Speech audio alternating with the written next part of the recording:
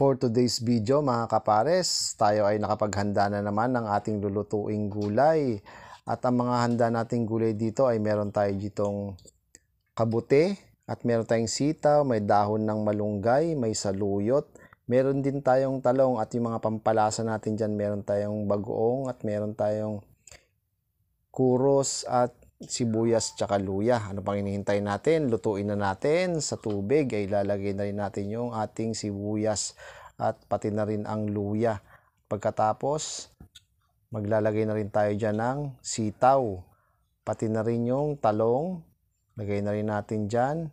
At maglalagay na rin tayo dyan ng pampalasa natin bagoong. Pati na rin yung kuros. Ayan, lagay na natin dyan. Tatakpan po muna natin hanggang sa kumulo. At pagkakulo na, lagyan natin ng konting Ajinomoto. At ilagay na rin natin yung ating kabute. Ayan, or mushroom. Pagkatapos, tatakpan ulit natin yan. At pakukuluin. Pagkatapos namang kumulo, ilagay na natin yung saluyot. Ayan, napakabilis lang po lutuin ito mga kapares ha. At pagkatapos naman ay pwede na rin nating takpan at pagkatapos din ng isang kulo ay lalagay na natin yung dahon ng malunggay. Ayun, ganun lang po yung kabilis mga kapares. Antayin ulit natin yung kumulo. Yan. Pagkatapos ng kumulo, ready to serve na to mga kapares dahil luto na ang ating dinengdeng. Kaya na pang hinihintay natin mga kapares, mangantayon.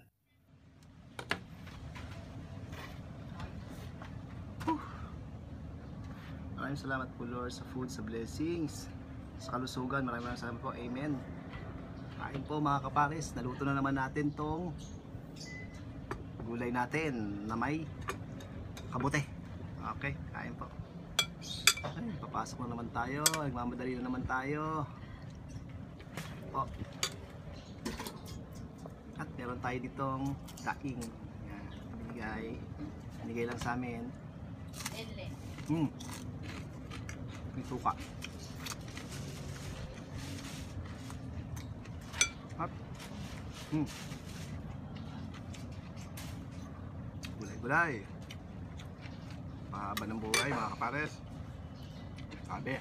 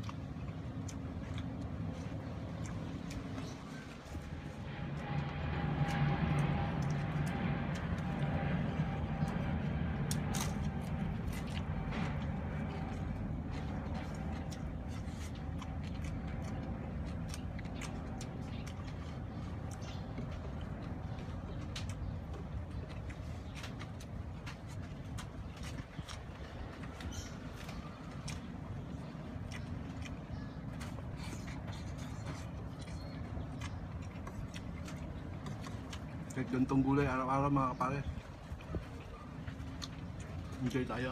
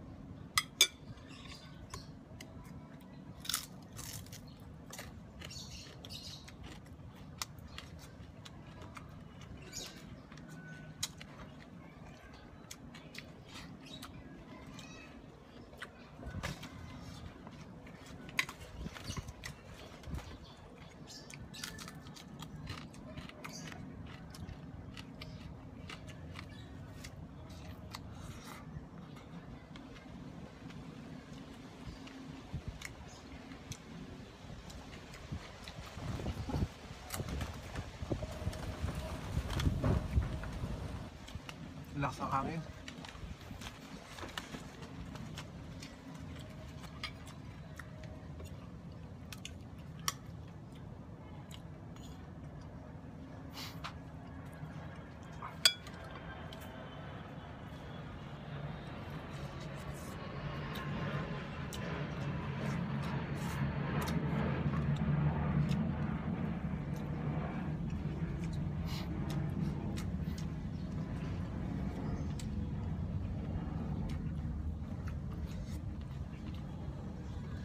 Sarap, no?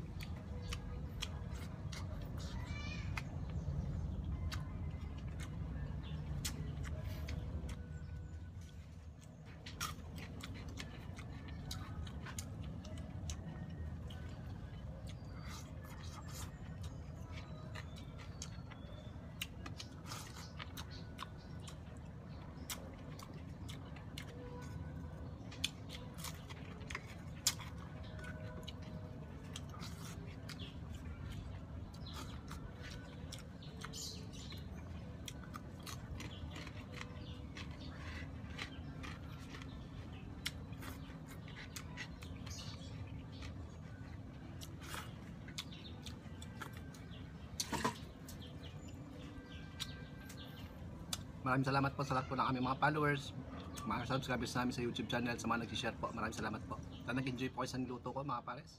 Hanggang sa muli.